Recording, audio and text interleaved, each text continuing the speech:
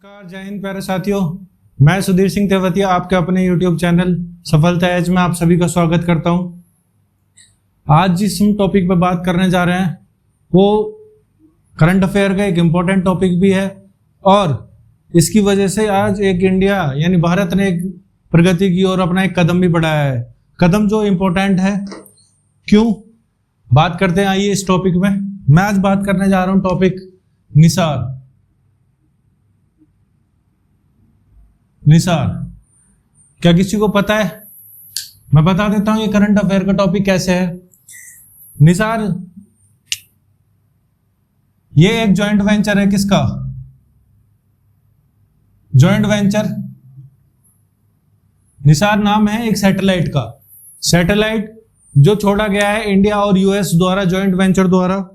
ठीक है, ये आम सैटेलाइट नहीं है, इसमें काफी खूबियां हैं। मैं बात करूंगा अपने अभी आगे चलेंगे धीरे धीरे इसके विषय में मैं बताऊंगा आपको कि ये कैसे इंपॉर्टेंट है और क्या इसका काम है और कितनी इसमें लागत आई है, क्या क्या किस किस ने किया है, कौन कौन सी दो आपस में जॉइंट वेंचर है, किस किस का ये जॉइंट वेंचर है। किसका? नासा प्लस इसरो का। नासा एक स्पेस एजेंसी है। किसकी? मैं इसकी फुल फॉर्म भी बता देता हूं।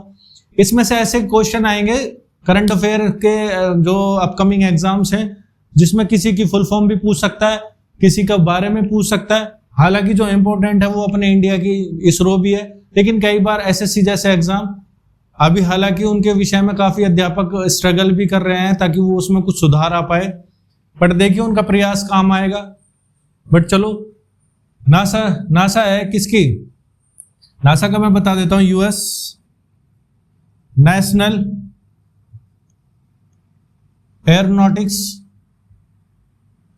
क्या है? US national aeronautics and space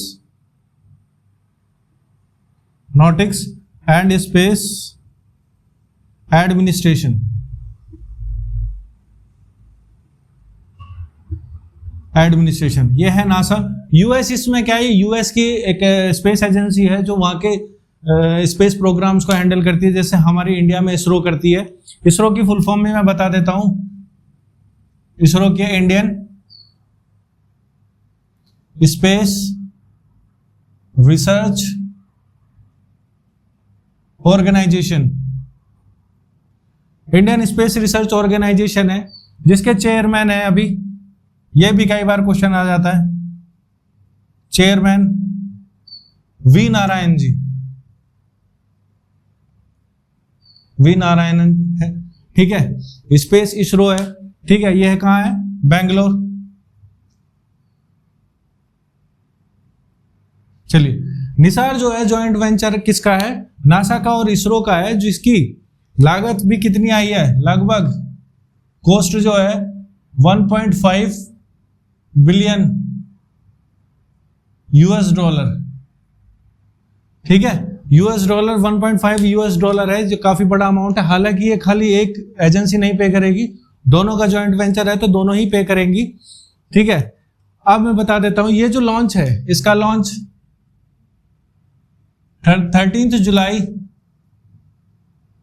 काफी लंबे टाइम से इस मिशन पे काम चल रहा था। 5:40 PM 5:40 PM को ये लॉन्च हुआ है। और इसे लॉन्च करने वाला जो व्हीकल है, वे लिख लेना, जिससे ये लॉन्च हुआ है, क्योंकि बिना व्हीकल के तो लॉन्च नहीं होगा।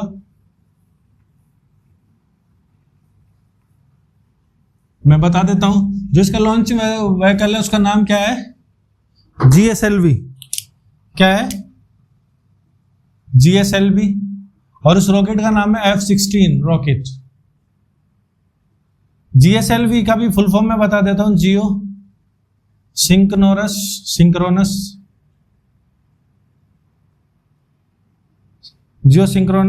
Launch vehicle.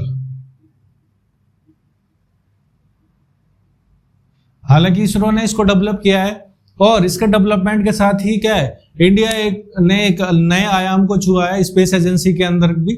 ठीक है, अब मैं बता देता हूं जो इसका वेट है, इसके विषय में बेसिक, हालांकि वेट किसी एग्जाम में नहीं पूछा जाएगा, लेकिन मैं इसकी बेसिक जानकारी आपको दे देता हूं। 293 kg के वेट का है जिसको GSLV ने लेके उड़ान भरा है और इसको ऊपर लेके गया है, जो हाँ इसको इंजेक्ट किया हुआ है। मैं उस ऑर्बिट का नाम बता देता हूं। इस मिशन को जो ऑर्बिट सन सिंक्रोनस पोलर ऑर्बिट में छोड़ा गया है इसको, जहां से ये क्या करेगा, इसका मेन काम क्या है मैं बता देता हूं इसको क्या काम है, क्यों इतना ये इंपॉर्टेंट मिशन है। ये दुनिया का, ना कि इंडिया है, हालांकि क्योंकि इसमें दुनिया इंक्लूड है, क्योंकि इसमें ये जॉइंट वेंचर है किसका, यूएस का और इंडिया का। ये दुनिया का पहला ऐसा ग्रह है, पहला ऐसा सैटेलाइट है। क्या है? दुनिया का पहला, वर्ल्ड का दुनिया का पहला सैटेलाइट है जो किसको स्कैन करेगा, अर्थ को स्कैन करेगा। और जो स्कैनिंग टाइम है वो स्कैनिंग टाइम कितना है, 12 डेज है। हर 12वें दिन ये अर्थ को स्कैन करेगा और उसके बारे में जो भी वेदर रिपोर्ट है चाहे जितना भी डाटा है उसको अपडेट करता रहेगा। इसका मेन काम क्या है, मेन काम भी विषय में बात करेंगे। लेकिन जो इसमें यूज है, इसका जो मेन काम है क्या करना है, स्कैन करके वेदर रिपोर्ट, डिजास्टर रेस्पॉन्स और भी बहुत कुछ जिसके विषय में डिटेल देगा, जिसके जो अपकमिंग डिजास्टर है या जो अपकमिंग प्रॉब्लम्स हैं, जैसे बहुत कंट्रियों में क्या है, अर्थक्वेक्स बहुत ज्यादा आते हैं, बहुत में फ्लड ज्यादा आते हैं, तो ये उनके लिए बहुत बड़ा इंपॉर्टेंट, मतलब बहुत की रोल प्ले करेगा। ये क्या करेगा, पहला ऐसा बड़ा है जो किसको ऑब्जर्व करेगा। इसमें ऑब्जर्व करने के लिए चलते हैं आगे। इसमें ऑब्जर्व करने के लिए जो इसमें टेक्नोलॉजी यूज हुई है, ठीक है, उस टेक्नोलॉजी का नाम क्या है, ऑब्जर्व करेगा ड्यूअल फ्रीक्वेंसी सार। हालांकि ये ऐसा है जिसमें ड्यूअल फ्रीक्वेंसी है। ड्यूअल फ्रीक्वेंसी कैसे, जैसे इसमें नासा की एक फ्रीक्वेंसी और एक इसरो की एक फ्रीक्वेंसी, इसलिए इसको ड्यूअल फ्रीक्वेंसी बोला गया है। ठीक है, जो क्या करेगी, ड्यूअल फ्रीक्वेंसी क्या करेगी, मॉनिटर करेगी धरती की सरफेस को भी, यानी उसकी जो मेन सरफेस है और सब सरफेस यानी उसके नीचे की सरफेस को, चाहे वो बादलों के थ्रू करना पड़े, चाहे स्मोक हो, चाहे कुछ भी हो, हर मौसम में एक डाटा देगी। ठीक है ना। इसमें जो मेथड है जो ये काम करेगा, इसको बोलते हैं स्कैन ऑन रिसीव मेथड। क्या बोलते हैं, जो स्कैन करेगा इसको स्कैन ऑन रिसीव मेथड, इसका नाम है स्कैन ऑन रिसीव मेथड। ठीक है, इस मेथड के थ्रू 3 से 10 मीटर, क्या है, 3 से 10 मीटर का जो है क्या करेगा, ये स्थानिक रेजोल्यूशन यानी स्पेशियल रेजोल्यूशन में क्या करेगा, उसकी जानकारी साझा करेगा, सिस्टम को बताएगा। और सेंटीमीटर स्केल वर्टिकल मैपिंग भी क्या होगा, ये वर्ड है सेंटीमीटर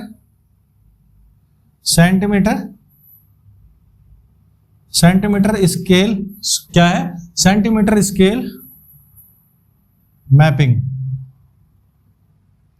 और इसे बनाने में भी क्या करेगा, इसको बनाने के लिए भी जो उपयुक्त डाटा है वो देगा। ठीक है, अब हम बात करेंगे कि इसको क्या जरूरत पड़ गई भेजने की, क्या इसके यूज हैं, क्या इसके अनुप्रयोग हैं, की एप्लीकेशंस के विषय में बात करेंगे। किसके विषय में बात करेंगे, की एप्लीकेशंस के विषय में। जो मैं पहले बता रहा था कि इसके क्या क्या यूज है, क्यों ये जॉइंट वेंचर करना पड़ा।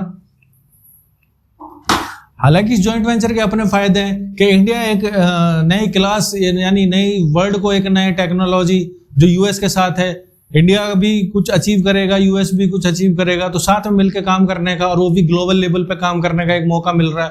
ठीक है, तो कुछ चीजें बढ़ेंगी आगे, जो इंडिया की जानकारी है साइंस के क्षेत्र में क्या उसमें 4 चांद लगाएंगी। तो हम बात करेंगे की एप्लीकेशंस के विषय में। किसके विषय में, की एप्लीकेशंस के विषय में। की एप्लीकेशंस मतलब यूजेस, क्या जरूरत पड़ गई। इसका जो मेन काम है वो क्या है, स्कैनिंग,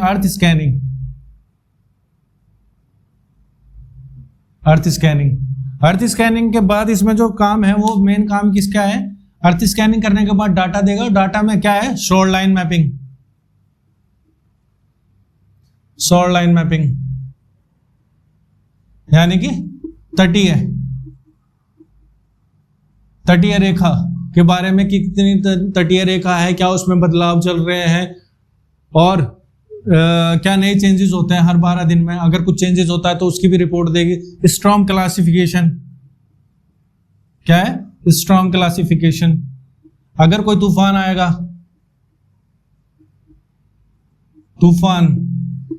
तूफान के बारे में या उसका क्लासिफिकेशन के बारे में। स्टॉर्म क्लासिफिकेशन का मतलब यह है कि अगर कोई तूफान आता है तो तूफान कितनी गति से आ रहा है, कितनी उसकी स्पीड है, कितना वो हार्म करेगा अगर वो कहीं कोस्ट पे आएगा, और उसकी पहले उसको डिटेक्ट करना। अगर वो समुद्र के अंदर होगा तो उसको डिटेक्ट करेगा, जिसकी जानकारी क्या है, सिस्टम को भेजेगा, जिसके बाद इसकी जानकारी मिलने के बाद बहुत से नुकसान को बचाया जा सकता है, लोगों को बचाया जा सकता है। तो इसके विषय में स्टॉर्म क्लासिफिकेशन, वो स्टॉर्म चक्रवात है या किस तरह का तूफान है, ठीक है, उसकी प्रकृति के विषय में।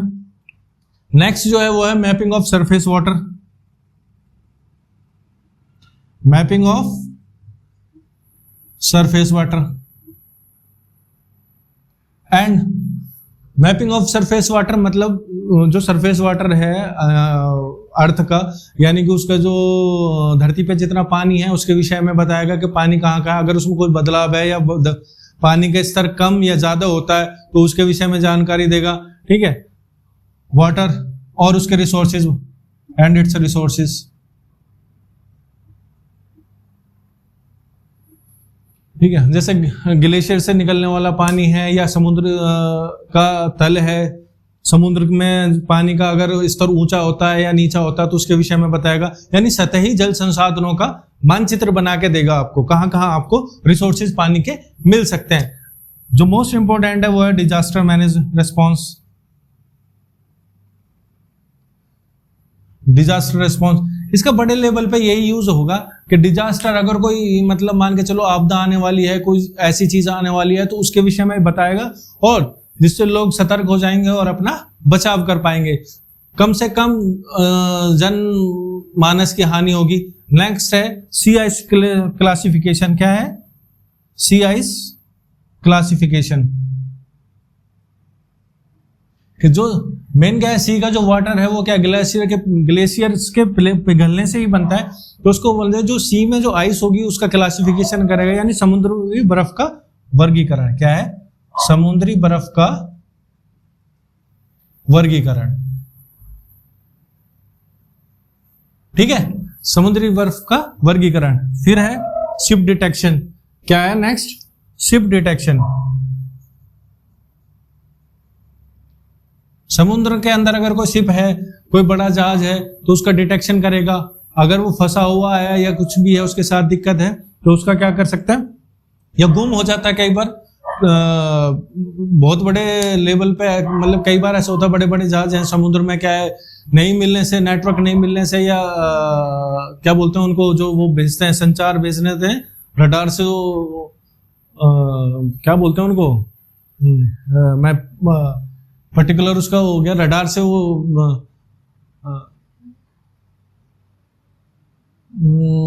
मैं बता रहा हूँ उसका, मैं दिमाग से ही आउट हो गया, चलो कोई बात नहीं।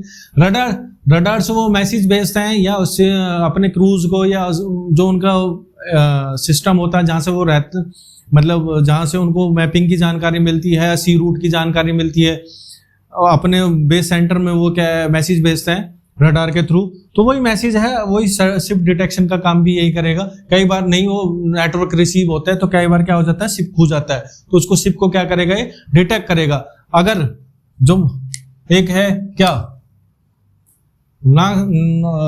Last but not the least, जो ये और भी है इंपॉर्टेंट काम है, तो मैंने बहुत ज्यादा इंपॉर्टेंट जो इसके की फीचर्स हैं उसके विषय में बात कर रहा हूं। जो एक है लास्ट, वो क्या है, changes in soil moisture, changes in soil moistures, ठीक है। अगर सॉइल के मॉइस्चर में कुछ, नमी में कुछ परिवर्तन होता है, मतलब आप समझोगे कितना बारीक से बारीक भी काम कर रहा है। अगर सॉइल का मॉइस्चर भी डिटेक्ट कर रहा है तो मतलब बहुत बड़े लेवल पे इस पर काम हुआ है।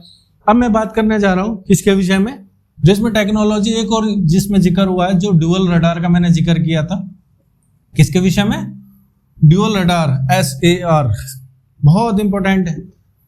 क्योंकि ये पहला ऐसा वर्ल्ड लेवल पे, मैं बात कर रहा हूँ वर्ल्ड लेवल पे, पहला ऐसा सैटेलाइट है जिसमें ड्यूअल फ्रीक्वेंसी का यूज हुआ है, ड्यूअल फ्रीक्वेंसी सार, फ्रीक्वेंसी सार। ठीक है, क्या मतलब है इसका? जैसे निसार में भी क्या है, इसमें सार वर्ड यूज हुआ है, हालांकि निसार का मतलब मैं बता देता हूं, NASA ISRO synthetic aperture radar, यही है निसार का यूज। तो इसमें भी क्या है, निसार में ड्यूअल फ्रीक्वेंसी, इसका सार जो है, सार का क्या मतलब है, ड्यूअल फ्रीक्वेंसी कैसी, इसमें नासा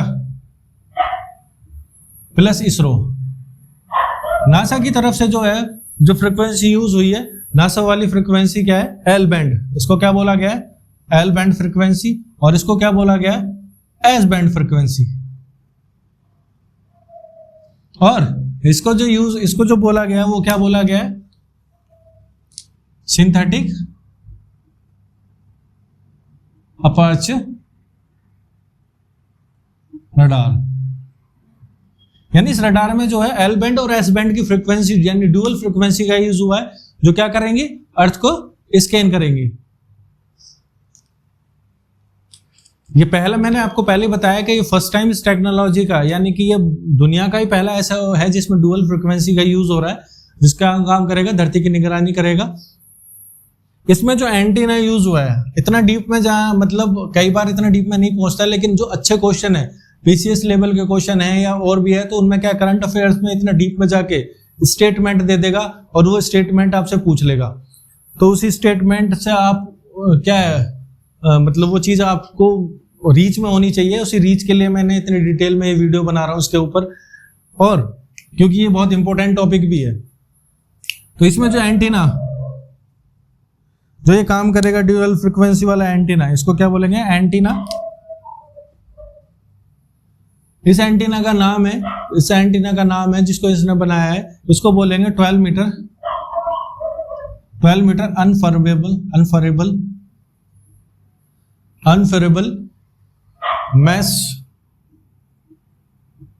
रिफ्लेक्टर एंटीना। क्या है, अनफरेबल मैश रिफ्लेक्टर एंटीना। ठीक है, और इसके साथ यूज हुआ है इसरो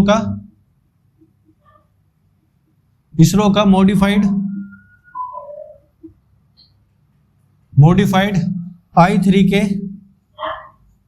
I3 के सैटेलाइट बस।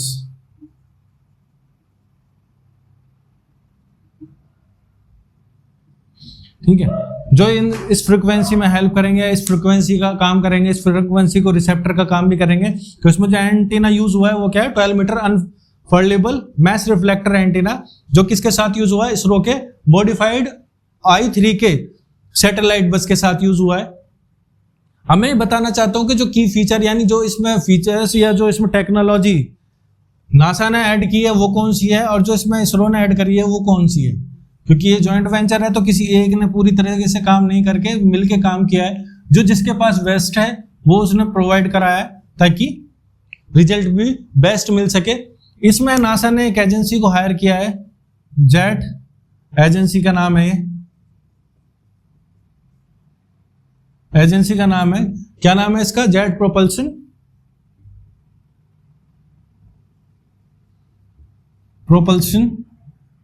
JPL, jet propulsion laboratory. ये एक एजेंसी है जिसने इसके जो पार्ट्स पुर्जे या जो भी इसमें यूज हुआ है नासा की तरफ से, उसको इन्होंने नहीं बनाया है, इसी लेबोरेटरी ने बनाया है। जिसमें क्या है, मेन क्या क्या ऐड हुआ है इसमें, रडार एंटीना रिफ्लेक्शन, क्या है, radar antenna reflection,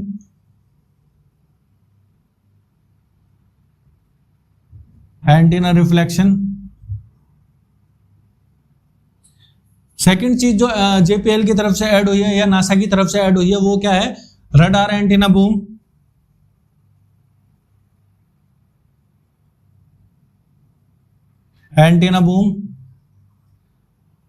L band जो फ्रीक्वेंसी है मैंने बताया था, जो एक इसरो की फ्रीक्वेंसी है और एक नासा की फ्रीक्वेंसी है, और इंजीनियरिंग पेलोड,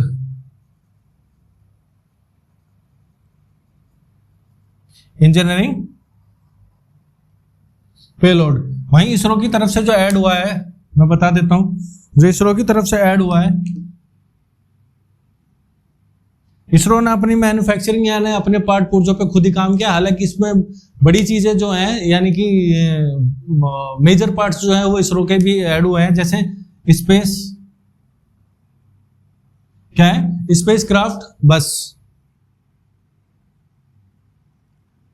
स्पेस क्राफ्ट बस, लॉन्च व्हीकल, कौन सा है लॉन्च व्हीकल, जीएसएलवी। जीएसएलवी किसका है, इंडिया का ही है, geo synchronise launch vehicle, GSLV. Solar array, solar array और S band frequency, solar array S band frequency जो मैं बताया था, इसकी एल बैंड और लॉन्च व्हीकल। ठीक है, ये तीन चीज इंडिया की तरफ से ऐड हुई हैं और ये चार चीज किसकी तरफ से ऐड हुई हैं, नासा की तरफ से ही। की फीस मतलब टेक्नोलॉजी यानी तो ये एक इंपॉर्टेंट टेक्नोलॉजी है जो इसमें यूज हुई है, जिनका मेन काम रहेगा इस जॉइंट मिशन में। मैं बता देता हूँ, ये मिशन जो है 4 फेसेस में है, जिसमें पहला फेज हो चुका है, क्या है, लॉन्च। दूसरा फेज है डिप्लॉयमेंट,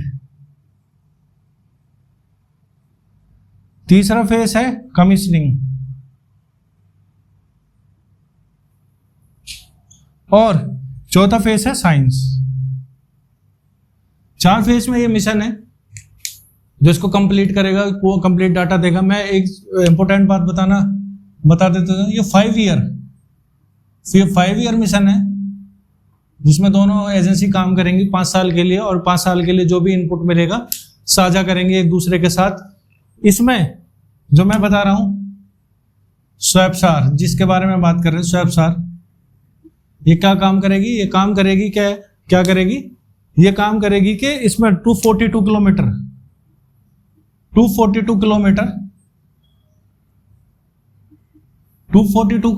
किलोमीटर का एरिया एक बार में कवर करेगी, और उसके विषय में यानी उसका स्पेशल रेजोल्यूशन यानी कि उच्च स्थानिक विभेदन, क्या बोलते हैं उसको, उच्च स्थानिक, हिंदी में विभेदन वर्ड यूज बहुत बार हुआ है।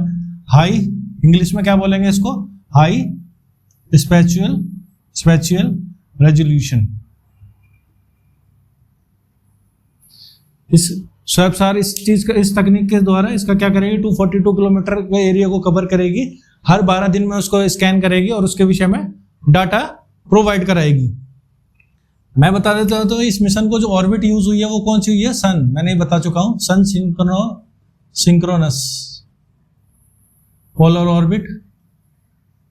ये काम जीएसएलवी ने फर्स्ट टाइम किया है, जब किसी सैटेलाइट को क्या है, सन सिंक्रोनस पोलर ऑर्बिट में इंजेक्ट किया है इसको, ये फर्स्ट टाइम बता ही दिया। इसका जो टोटल कॉस्ट है वो कितना है, 1.5 बिलियन का है।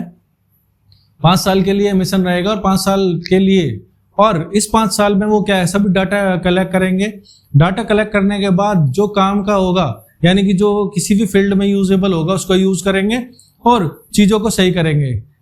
मुझे उम्मीद है कि मैंने इस वीडियो के माध्यम से आपको काफी इंपॉर्टेंट जानकारी दी है, और उम्मीद करता हूं कि ये आपको अपकमिंग एग्जाम्स में मिलेगी, इसके विषय में मिलेंगे, क्वेश्चन मिलेंगे जो आपकी हेल्प करेंगे। इसी उम्मीद के साथ, अगर आपको वीडियो पसंद आई हो, या इसी उम्मीद के साथ मैं आपसे ये कहना चाहता हूं कि अगर आपको ये वीडियो या ये जानकारी पसंद आई हो तो प्लीज चैनल को लाइक करना, सब्सक्राइब करना, और वीडियो अच्छी लगी हो तो शेयर भी करना। ठीक है, धन्यवाद, जय हिंद।